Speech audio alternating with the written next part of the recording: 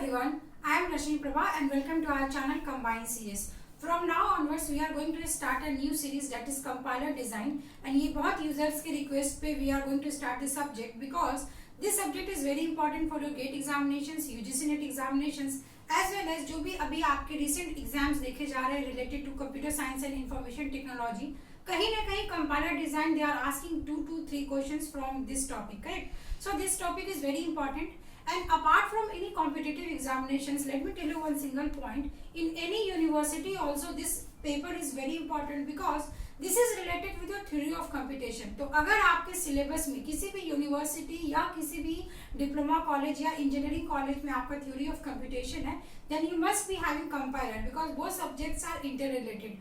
तो इन सारी बातों को ध्यान में रखें. From today onwards, let's start with compiler design. तो सबसे पहले किसी भी सब्जेक्ट को स्टार्ट करने से पहले you must know what are the syllabus that we are going to discuss in complete series. तो जैसा आप बोर्ड पे यहाँ पे देख सकते हो, we are going to cover syntax analysis, semantic analysis, run time system, intermediate code and so on. तो व्हाट आर दिस टॉपिक? तो अगर मैं यूजीसी नेट की बात करूँ या फिर मैं गेट सब्जेक्ट की बात करूँ, these are a single topic in your syllabus, correct? और ये सिंगल टॉपिक ये पूरा आपका एक कंप्लीट चैप्टर है. तो अगर किसी यूनिवर्सिटी का भी सिलेबस आप चेक करोगे, as for example I have check from Mumbai university, तो मुंबई यूनिवर्सिटी के सिलेबस में also they have the same topic, ठीक है? तो ये एक चैप्टर है. इस चैप्टर के अंदर फिर आपके फर्दर नेक्स्ट सब डिविजन्स आएंगे. So we are going to cover this whole topic one by one. तो चलिए शुरू करते हैं.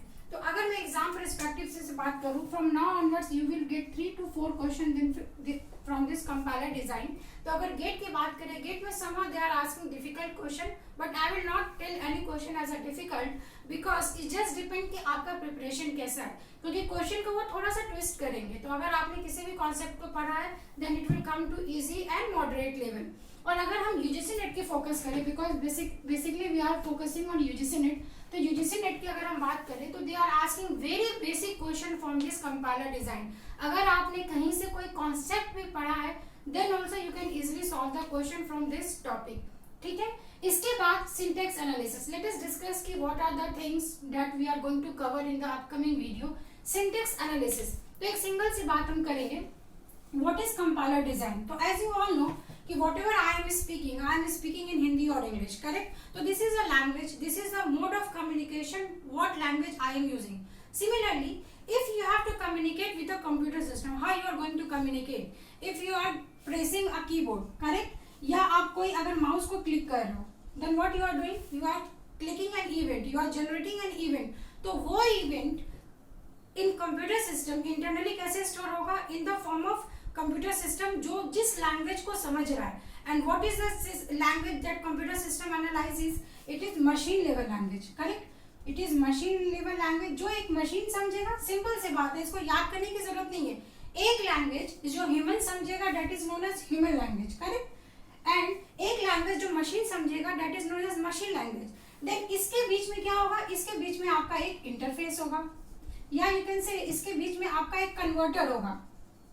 तो बेस्ट एग्जांपल हम किस तरीके से देंगे, जैसे अगर हमारे प्राइम मिनिस्टर है, अगर वो किसी बाहर की कंट्री में जा रहे हैं तो अगर सी बात है वहाँ पे एक ट्रांसलेटर होता है, what ever he is speaking वो उनको कन्वर्ट करता है उस पर्टिकुलर कंट्री के रीजनल लैंग्वेज में, करेक्ट? सिमिलरली अगर आप कोई भी हिंदी या इंग्लिश में बोल रहे हो या if you are giving any instruction to a computer system, तो वो इंस्ट्रक्शन आपका मशीन लेवल लैंग्वेज में कन्वर्ट होगा. तो कैसे कन्वर्ट होगा? In the form of 0 and 1, because आपका computer system they will always understand the format of binary number system. तो हेंस आपको एक कंपाइलर की जरूरत पड़ती है कि आपका किस तरीके से एक कोड है, उस कोड को आप कैसे कन्वर्ट करोगे. Let us suppose with a very simple example कि अगर मैं कोई सी का प्रोग्राम लिख रही हूँ, तो सी के प्रोग्राम में एज यू नो कि आपका मेन होता है, करेक्ट? एक मेन फंक्शन है, यहाँ से प्रोग्राम की स्टार्टिंग होगी and you have so many set of statements जो आपको एग्जीक्यूट करना है. तो आप जो इंग्लिश का स्टेटमेंट लिख रहे हो, what is main? Main is a character of stream. It is basically a combination of alphabet. तो ये अल्फाबेट को मशीन क्या करेगा? एस्की कोड का यूज करके कन्वर्ट करेगा मशीन लेवल लैंग्वेज में. तो ये काम कौन से फेज पे होगा? नेक्स्ट कि आपके जो ये स्ट्रीम ऑफ कैरेक्टर्स है, इस स्ट्रीम ऑफ कैरेक्टर्स में काफ़ी चीज़ें होती हैं कि whatever you are writing उसका सिंटेक्स सही होना चाहिए. अगर आप किसी प्रोग्राम को लिख रहे हो, if it is expected to give output letter suppose 5, तो आपने पूरी कोडिंग सही की है, पर स्टिल अगर आपका वो आउटपुट नहीं आ रहा है, it means there is a logical error. तो लॉजिकल एरर कौन से फेज में होगा? इसके बाद whenever you are writing a program has a set of lines of code. तो जब आप एक प्रोग्राम को कंपाइल करोगे, एग्जीक्यूट करोगे, रन करेंगे, तो उसका एक सिस्टम पे क्या डिपेंडेंसी होती है, वो किस प्लेट, अगर आपने एक कोड लिखा, वो कोई कोड क्या यूनिक्स में चलेगा, लिनक्स में चलेगा, या फिर ऑपरेटिंग सिस्टम में चलेगा। तो यू हैव टू सी कि आपका जो एक कोड है, वो कोड किसी हर मशीन में क्या वो रन कर पाएगा या नहीं। So these are the things जो हम एक एक करके कंपाइलर डिजाइन में पढ़ेंगे, and they are so many important things. तो अगर मैं यूनिवर्सिटी की बात करूँ, this is very important phase, that is semantic analysis. Semantic means the meaning means कि whatever code you have written, क्या वो एक्चुअल जो आप इनपुट दे रहे हैं उसके करस्पॉन्डिंग वो आपको एक्चुअल आउटपुट दे रहा है, नहीं दे रहा। अगर नहीं दे रहा, देन आप नेक्स्ट क्या करोगे, कोड को एरर को कैसे फाइंड आउट करोगे, कोड की डिबगिंग कैसे करोगे, कैसे आप उसको डिफरेंट लैंग्वेजेस में कन्वर्ट करेंगे। So this phase is very important. इसके बाद आपका ये फेज बहुत ही इंपॉर्टेंट होता है, code generation and intermediate code generation. What is this things? तो ऑब्वियस सी बात है, अगर मैं एक सिंपल सा एग्जांपल लूं, अगर मैं सी लैंग्वेज की बात करूं, करेक्ट, तो सी लैंग्वेज में अगर आप कोई प्रोग्राम लिख रहे हैं, उसका एक्सटेंशन होता है dot C. Dot C it is a high level language, आप उसको डॉट सी में लिखोगे। इसके बाद ये आपका डॉट ओबीजे में कन्वर्ट होगा when you are converting that source file into an object file. इसके बाद ये किस में कन्वर्ट होगा, डॉट ईएक्सई में कन्वर्ट होगा।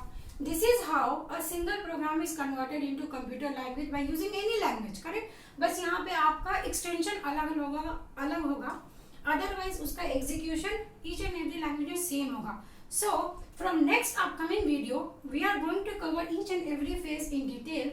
So stay tuned for the next upcoming video. Thanks for watching. Thank you so much. And at last, मैं ज़रूर ये बोलूँगी कि we have created so many playlists related to UGC NET. तो अगर आप UGC NET, KVS, NVS या अगर आप GATE का भी प्रिपरेशन कर रहे हैं, then my videos are very helpful for all the examination जिसमें आपको क्विक रिविजन की ज़रूरत है. So stay tuned for the next upcoming video. Thank you so much.